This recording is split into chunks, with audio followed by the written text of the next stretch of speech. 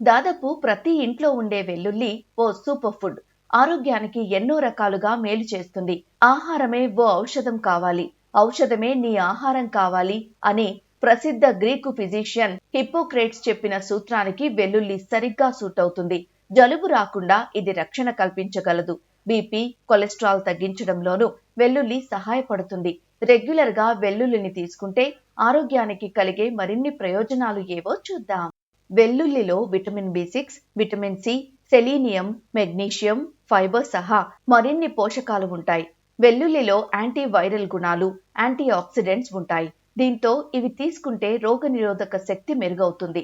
High BP తగ్గేందుకు కూడా వెల్లుల్లి సహకరిస్తుందని పలు అధ్యయనాల్లో తేలింది. అంతేకాకుండా వెల్లుల్లిలో ఉండే యాంటీ ఆక్సిడెంట్లు అల్జీమర్స్, డెమెన్షియా వంటి వ్యాధులను నివారించడంలో సహాయపడతాయి. బీపీ వంటి సమస్యల రిస్క్ తగ్గించడం ద్వారా మనుషుల జీవన కాలాన్ని గార్లిక్ పెంచుతుందని నిపుణులు చెబుతున్నారు. క్యాన్సర్ల రిస్క్ కూడా తగ్గుతుందని చెబుతున్నారు. శరీరంలో ఉండే మెటల్ టాక్సిసిటీ వల్ల అవయవాలు డ్యామేజ్ కాకుండా వెల్లుల్లి కాపాడగలదు. ఇందులో ఉండే అల్లిసిన్ అనే పదార్థం రక్తంలో లెడ్ స్థాయిల్ని తగ్గిస్తుంది.